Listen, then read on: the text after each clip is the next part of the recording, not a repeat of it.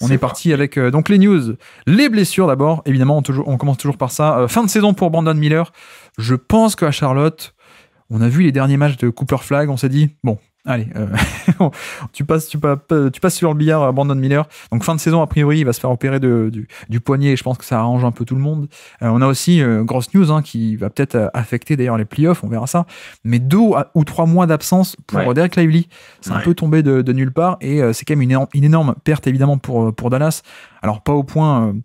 Voilà, on n'est pas en mode ESPN qui, il y a quelques mois, disait que c'était un top 50 NBA, pas encore.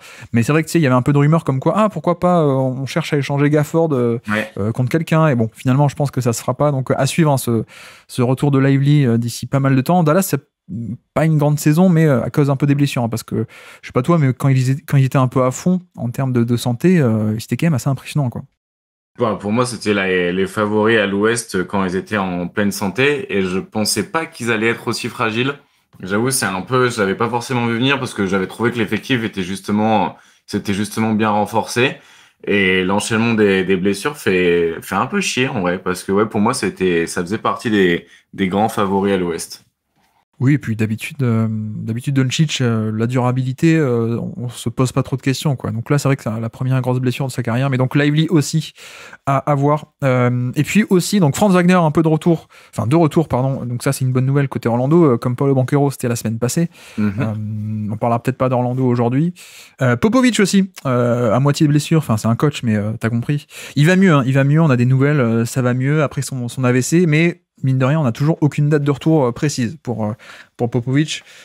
Plus ça va, plus je me dis que peut-être que la bonne chose à faire, c'est de ne pas le faire venir du tout de cette saison. J'en sais rien, mais je rappelle aussi qu'il a 76 ans, quoi. Il est quand même plus tout jeune, donc voilà, Popovic, on ne sait pas quand est-ce qu'il va revenir. Et puis l'actu majeure de la semaine, en dehors de Butler, c'est la NBA à Paris. Alors Azad, qu'est-ce qu'on pense de la NBA à Paris ?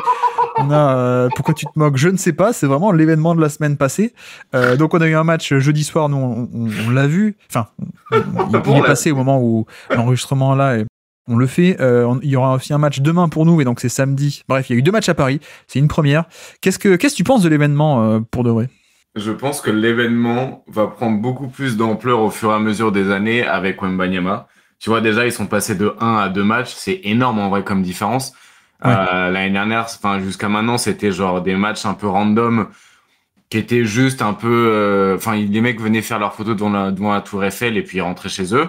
Là, cette année, t'as beaucoup plus de trucs autour du coup de Wembanyama et des Spurs. T'as 2 matchs, t'as l'ouverture de certains terrains de basket autour de Wembanyama, donc t'as un peu tout un truc qui se met autour de ça. Donc pour moi, c'est pas vraiment un Paris Game, c'est un Wembanyama at home game, tu vois. En vrai, on s'en fout que ce soit à Paris. Le but, c'est qu'il y ait Wembanyama qui soit en France. Et je pense que, du coup, sur les 15 prochaines années, ça va tourner autour de ça. Et tant mieux, parce que du coup, ça fait un beau rayonnement. Surtout qu'en plus, il y a eu le match, quelques jours avant des jeunes stars, françaises, du coup, qui a fait pas mal de bruit aussi en termes de... Le All-Star Game de la LNB, tu veux dire? Non, c'est pas vraiment le All-Star Game, c'est que avec les jeunes, là. Ah oui, d'accord, le Young Star de la LNB, alors c'est ça? Ouais, c'est ça. Et du coup, ça a permis d'attirer pas mal l'attention sur le LNB Young Star Game, exactement.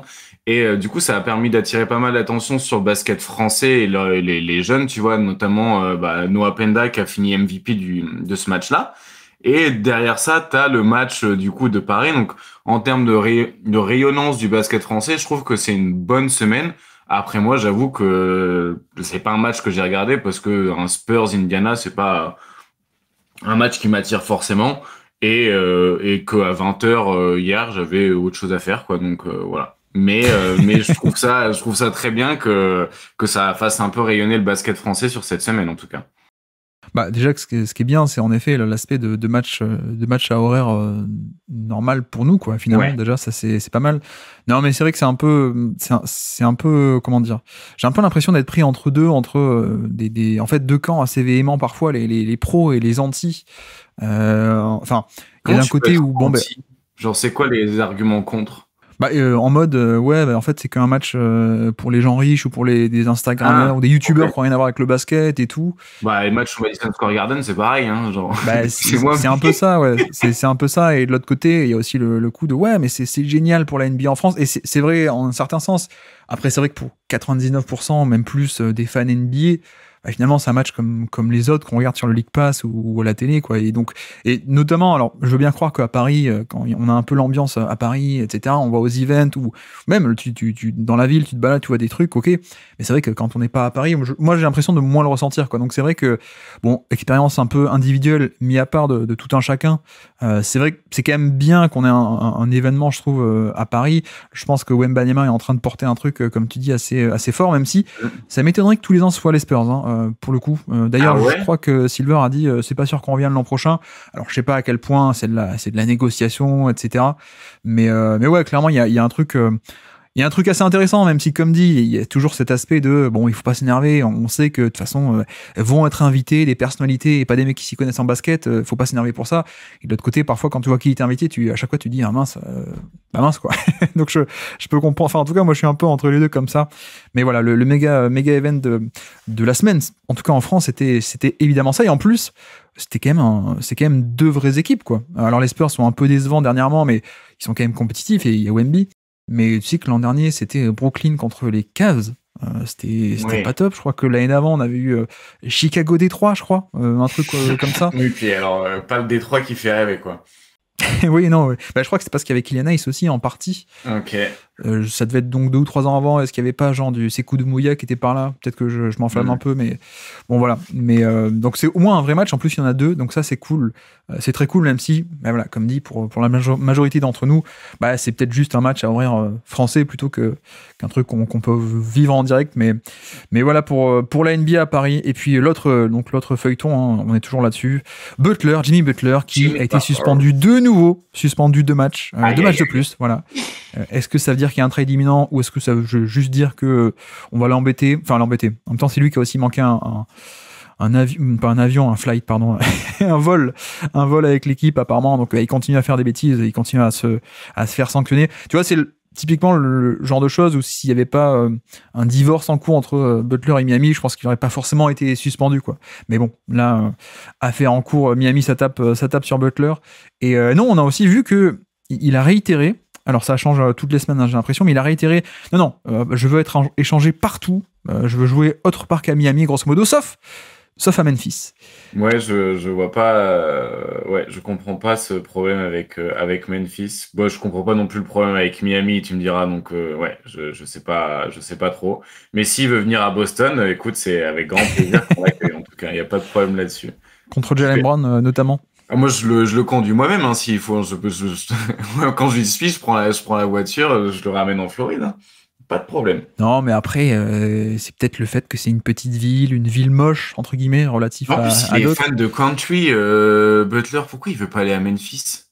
Oui, et puis pourquoi est-ce qu'il dit Memphis particulièrement et pas genre, je veux pas aller dans les petites villes moches et froides, quoi, grosso modo. Tu vois, c'est ça que je comprends pas trop.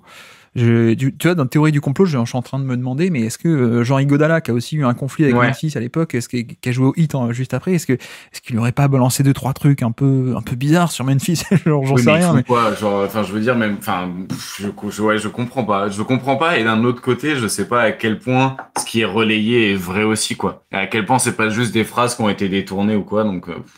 Oui, effectivement. En tout cas, j'ai beaucoup apprécié ce côté, la news. Non, je réitère que je veux surtout pas la Memphis. Ça devait être quoi, 8 heures, 12 heures après que j'ai sorti un podcast où j'explique que Memphis est quand même une bonne destination. Merci Jimmy.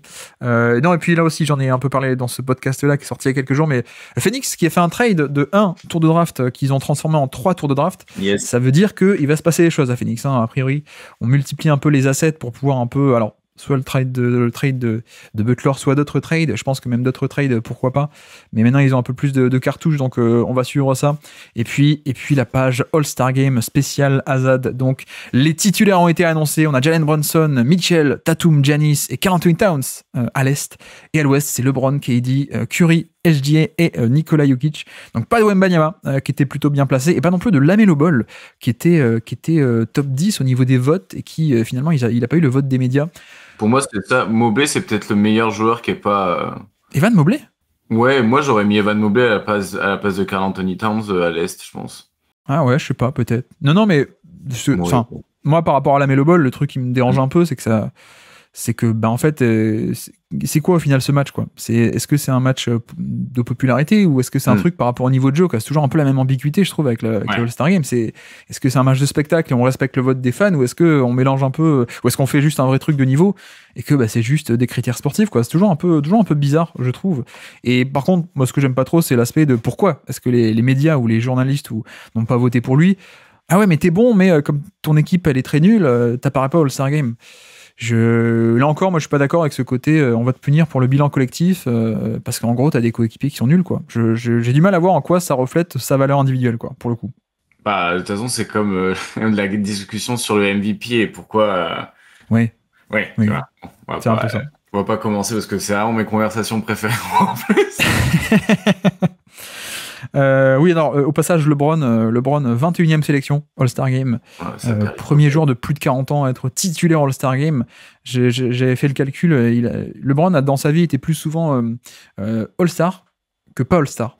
Voilà, il a passé 21 ans en étant All-Star dans sa vie et 19 ans sans être All-Star. Donc c'est pas mal. D'ailleurs, LeBron et Bronny ont refusé de participer au Skills Challenge. Ça aurait été l'histoire de participer au Skills Challenge en tant que duo de père et fils, d'après Chris Haynes qui nous a rapporté ça.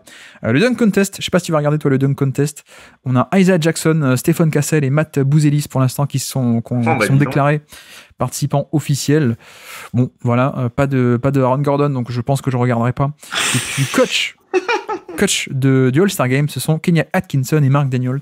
Bon, là, on n'est pas surpris du tout, évidemment. Et puis, on est aussi dans la période de l'année, Azad, tu le sais, All-Star Game, mais aussi trade deadline. Et donc, ça y est, c'est le moment de l'année où AD et LeBron James demandent des renforts officiellement, ou plus ou moins officiellement, dans les médias. On demande à ce que les Lakers fassent un truc, mais le truc, enfin, je vois pas comment est-ce qu'ils peuvent faire un énorme coup, en fait, les Lakers. Ouais, Vanderbilt. Est-ce qu'il aurait un peu de valeur? Non, même pas. Il a plus de valeur. Il a pas joué pendant un an. Le seul qui a de la valeur, c'est Austin Reeves, mais je pense pas que tu puisses avoir mieux qu'Austin Reeves avec le contrat qu'il a, quoi. Peut-être qu'Austin Reeves, il a même un des meilleurs contrats de la NBA. Ah, clairement. Donc, Ouais. ou alors faut trade soit LeBron, soit AD et arriver à récupérer quelque chose, quoi. Mais c'est quand même, ça va être J'ai un peu écouté un compliqué. podcast très sympa de Bill Simmons avec Kevin O'Connor où ils font des fake trades. Bill Simmons est fantastique, quoi. Enfin bref. Allez écouter ça si vous voulez rigoler, c'est très très bien. Non mais les Lakers sont gentils, mais le problème c'est qu'ils ont des salaires, mais qu'est-ce que tu mets qu'est-ce que tu attaches comme truc attrayant à ces salaires, quoi, pour avoir un gros joueur, et en plus qui? Tu vois, t'as Hachimura à 17 millions, Gabe Vincent à 11 millions, mais maintenant qu'il n'y a plus d'îlot, t'as pas trop envie de t'en séparer non plus, quoi. Vanderbilt qui est à 10 millions, je sais pas. Est-ce qu'un Zach Lavine, ça règle tous les problèmes? Je ne sais pas, mais en tout cas. Moi, j'aurais dit Jacob Poeltl plutôt dans le profil pour arrêter de faire jouer AD en 5 vu qu'apparemment ça le terrifie de faire ça. Oui, ça aussi, AD qui a réitéré ce côté. Non, je veux pas jouer poste 5. Enfin, oui, c'est ça. Mais bon, on va peut-être pas ouvrir ce dossier-là. Mais non, ouais, Jacob Poeltl, bonne idée, mais tu sais qu'il est pas en fin de contrat. Donc Toronto ne l'échangera pas cette année. Toronto va attendre qu'il soit à 3 mois de sa free agency. La théorie Masai Ujiri. Ok. Olynyk alors. Hein. Peut-être. Olynyk, ça peut le faire, ouais. Mais tu vois, même Bruce Brown, hein, ils vont peut-être aller chercher Bruce Brown, mais qui va être free agent ensuite l'été prochain. Je ne sais pas. Et puis, une autre actu, c'est qu'on a eu un Washington Golden State. Je pense que tu as vu ça. Un grosse perf de Jordan Poole qui a mis plein de 3 points et qui a dit en conférence de presse ou aux journalistes j'adore les gens qui est là-bas. Et ensuite, il s'est corrigé. Il a dit j'adore certains des gens qui est là-bas. Ce à quoi, sur Twitter, Draymond a répondu. Sur le tweet qui racontait ça, il a répondu I really am sorry. Voilà, je suis vraiment désolé, je le suis vraiment. Sauf qu'ensuite, un jour après, il est allé dans le podcast de Baron Davis et il a dit non, mais je suis vraiment désolé, mais en même temps, quand tu traites quelqu'un de plage, on va le dire en français, faut pas être surpris. Donc voilà, en mode, non, je me suis excusé, mais bon, quand même, quoi, tu m'as insulté, j'ai eu raison de te taper.